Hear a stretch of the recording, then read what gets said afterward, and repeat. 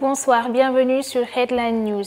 Aveu du gérant de la pharmacie du poste de santé de Dinguiraye dans le département de Diourbel, le gérant de la pharmacie, après une enquête de la gendarmerie, a reconnu avoir simulé un braquage, vidé les caisses. Il est ainsi arrêté puis déféré au parquet pour détournement des deniers publics portant sur 1,350 milliard de francs CFA.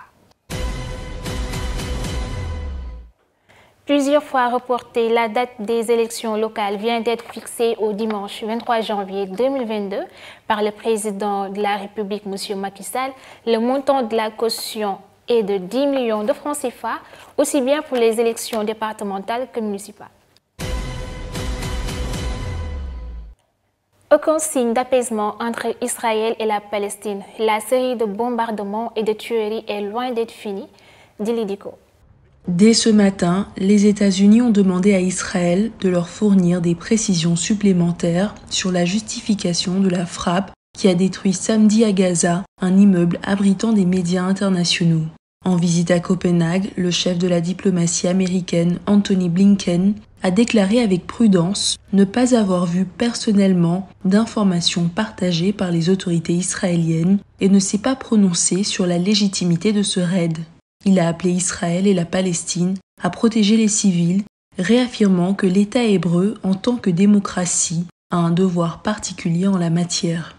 We call on all parties to ensure the protection of civilians, especially children. Nous appelons toutes les parties à assurer la protection des civils, en particulier des enfants, à respecter le droit humanitaire international, à protéger les installations médicales, à protéger les organisations de médias et à protéger les installations des Nations Unies où les civils cherchent désespérément un abri. Et nous sommes prêts à apporter notre soutien si les parties recherchent un cessez-le-feu. Quant au porte-parole de la Commission européenne, il a estimé que la destruction des bureaux de médias à Gaza est extrêmement préoccupante. 2 jours après qu'une frappe de l'armée israélienne a pulvérisé une tour de 13 étages abritant les locaux de la chaîne d'information qatari Al Jazeera et de l'agence de presse américaine Associated Press. La sûreté et la sécurité des journalistes et de leurs collègues est essentielle.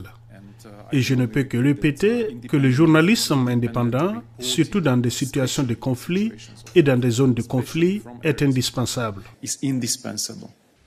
Ce matin, Angela Merkel a exprimé lors d'un appel téléphonique au Premier ministre israélien Benjamin Netanyahou sa solidarité avec Israël, tout en exprimant son souhait de voir les hostilités prendre fin le plus rapidement possible.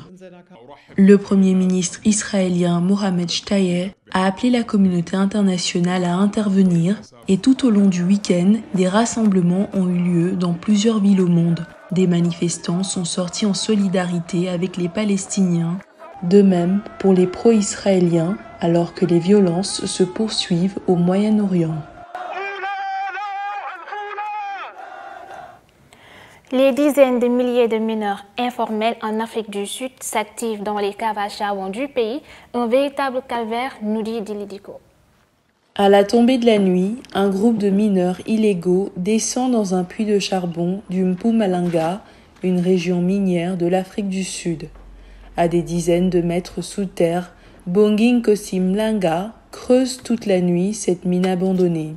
Il y a des dizaines de milliers de mineurs illégaux comme lui en Afrique du Sud. Ils sont appelés des Zamazama. Cela signifie en zoulou ceux qui essaient et continuent d'essayer. Mais pour Bongi Nkosi, ce terme ne reflète pas la réalité. Zamazama, cela veut dire que nous essayons d'extraire le charbon, mais nous n'essayons pas, nous le faisons. Le voici d'ailleurs, nous le remontons à la surface. Nous sommes une exploitation minière à petite échelle.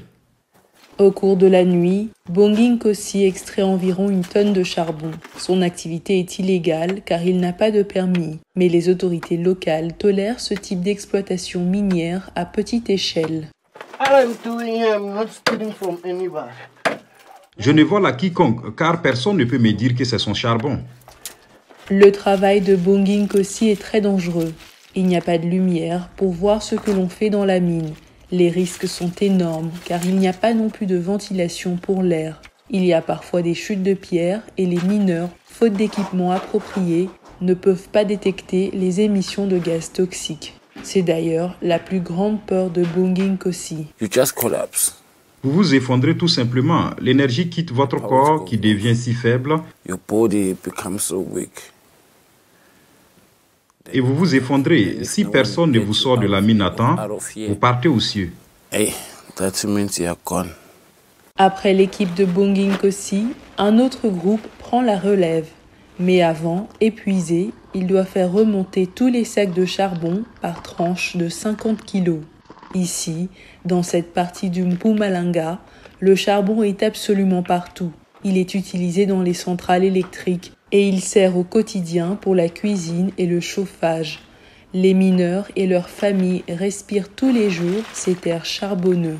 Selon Greenpeace, le Mpumalanga est la région où l'air est le plus pollué au monde. Une activité à la fois illégale, pénible, mais aussi très risquée. Chers amis, c'était les Headline News. Merci de nous avoir suivis. Restez sur BNews car l'info continue. Au revoir.